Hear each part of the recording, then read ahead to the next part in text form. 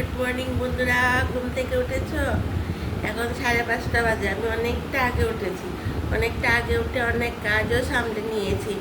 মেয়ের জন্য একটু ভাত করেছি, তারপর ও মাছ খেতে চায় না, ওর জন্য একটু ডিমের ঝোল করেছি, আলু ভাজা করেছি, টিফিনে দেবো। ও তো চাকরি করে, তো ওকে টিফিনে দেবো। তো ভাত নিয়ে যায় লাঞ্চের জন্য। আর আমরা এদিকে কী করবো তোমাদেরকে দেখাই। এই দেখো চারাপোনা বড় বড়, অনেক বড় বড়। বাবার এই মাছটা খেতে চায় না, কাঁটা লাগে বলে। আর বক্সের মধ্যে খেতে চায় না বলে দিইও না যদি কাঁটা লাগে।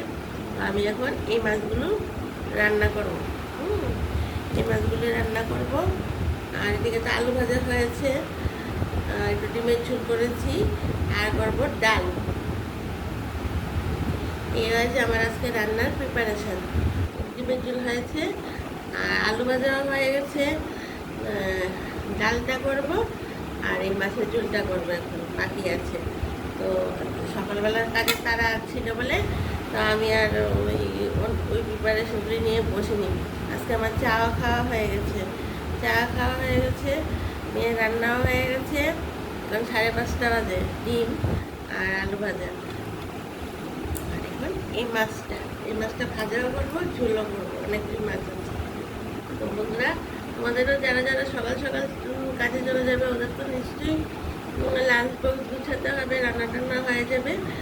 আর যারা একটু পরে যাবে, তো ওরা অনেকে ঘুমোচ্ছ, তো তোমরা ঘুমো।